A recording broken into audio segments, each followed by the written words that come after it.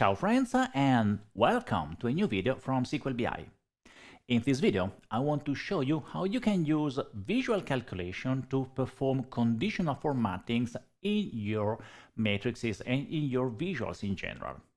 Now, when it comes to visual calculations, I personally have mixed feelings because visual calculations are great if you want to do very simple calculations, but as soon as you want to do complex calculation for which you do not have a predefined pattern, then complexity is really high. However, for simple calculation they work just fine. And among the many calculations, there are a lot of measures that authors typically create in order to do conditional formatting. Now, if you think about conditional formatting, that's the perfect candidate of a calculation that is tied to the visual.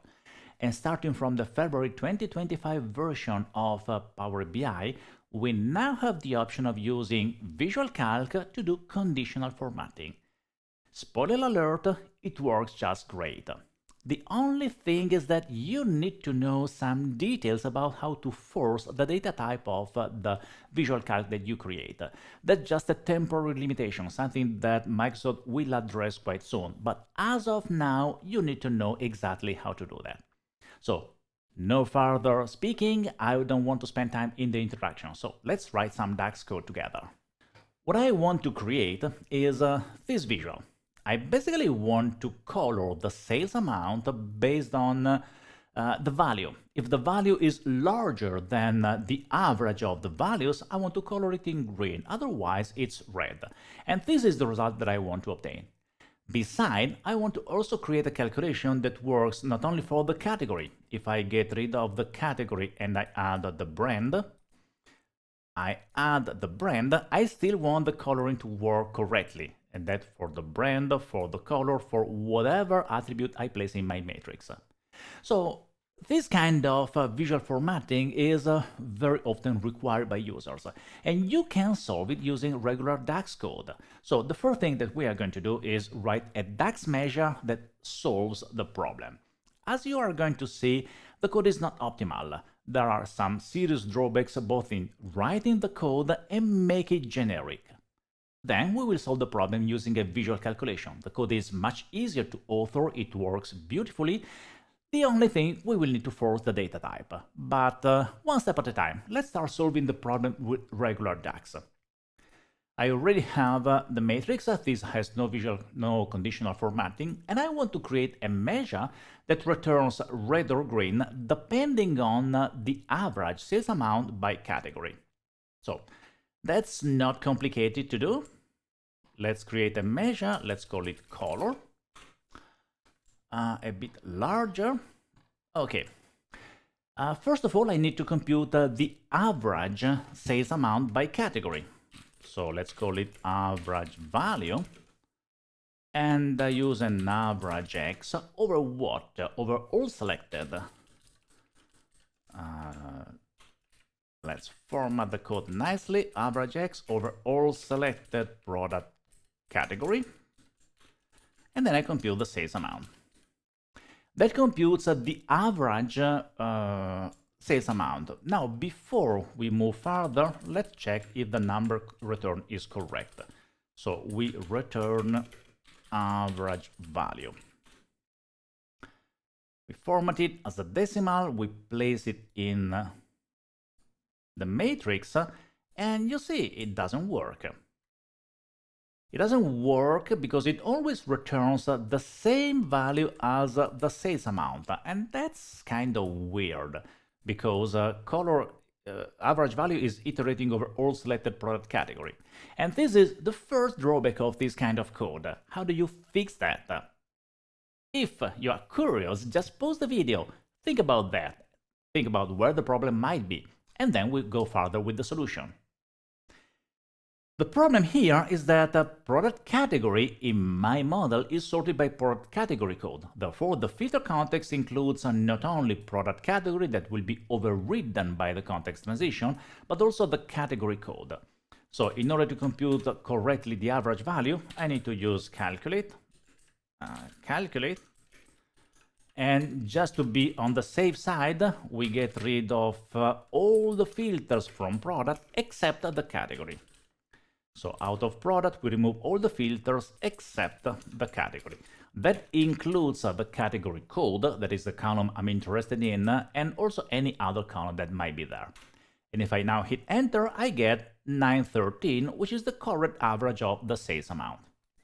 The remaining part is rather simple. Let's compute the result, because I just need to check if the sales amount is greater or equal than the average value, then it's gonna be green, otherwise it's gonna be red.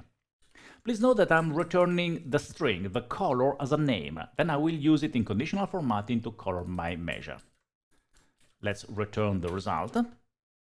And now my measure returns red, green, green, red, depending on the value.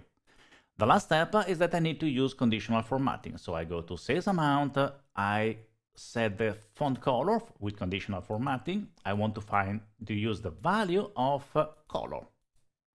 And that's it. Now I have the sales amount that is colored in red or green. And of course, I can get rid of the color from here. I obtain my result. What are the drawbacks of this code? Well, there are a couple of details which are important. The first one, where is it? Is this code is not trivial. Whenever you author code in DAX, you need to pay attention to the interaction with the visual. In this case, the problem was the category code, but you might have a ton of other small details that you need to worry about. And writing the code is not super easy. The second problem is that I have to hard code in the measure the product category. So my measure needs to know that the average I'm interested is the average by category. So if I get rid of this and I remove the category and I replace it with the color, for example, now the values are no longer highlighted correctly because the color is defined not based on the average by color, but by average by category. So this is annoying because I need to spend time building probably multiple measures, maybe one measure per visual. The same can be solved in a much simpler way with visual calculation. So let's get rid here of sales amount and we add it again, just to remove the problem of conditional formatting. Let's slice it by category again, and we perform the same calculation with the visual calc. So new visual calculation, it's a custom because we're gonna author it together, and we call it color. Well, color, let's call it vcolor, just to make it different from color. I need to compute the average sales amount. Average value. This is actually easier because it's an average X over rows of sales amount. Rows includes all the rows that are currently visible in the visual. Let's return average value, just as we did before, and you see we have 913. It's much easier than before. We don't have to worry about the context transition, and most important, we don't have to specify exactly the column that we're using in the visual, because rows is a generic keyword that fits with any kind of row. Then I need to color it. So let's compute the result that says if sales amount is greater or equal than the average value, it's going to be green, otherwise it's going to be red. And then, of course, we do not return average value, we return result. You see, the code is easier to author, and now it returns red for 131 and green for 2.7 million, which is correct. The next step is to do the same as we did before. We use the vcolor in the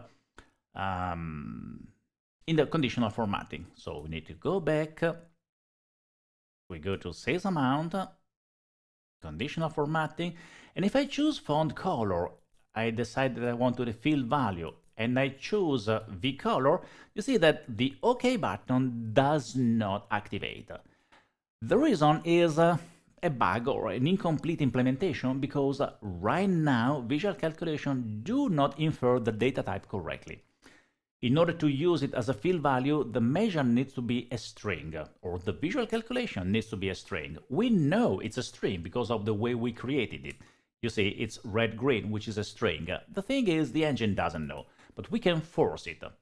So if we go here in the visualization, in general, data format, and we pick vColor, from here we can decide the data type and set it to a string. Let me zoom in so it's easier to see. I basically need to choose text in order to force it as a string. Now vColor is a string, and I can go back, pick my sales amount, use conditional formatting, font color. We use a field value. Now I can choose a color, and you see that OK is activated. I click on OK, and the color becomes visible. The next step, of course, is just to remove or hide the column from the visual, and I obtain my result.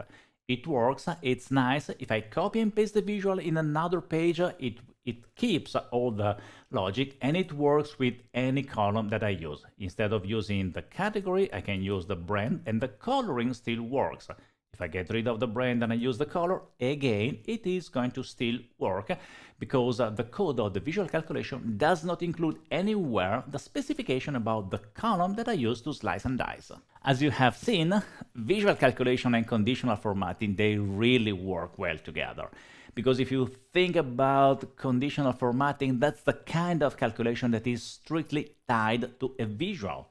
So having the ability of doing that is really, really welcome. I personally love this feature because it means you no longer have to write a lot of measures in the model only to perform conditional formatting. There is this small tweak about the data type. It's going to be fixed at some point. For now, you can easily live with that. You only need to remember to force the data type inside the visual. Enjoy DAX!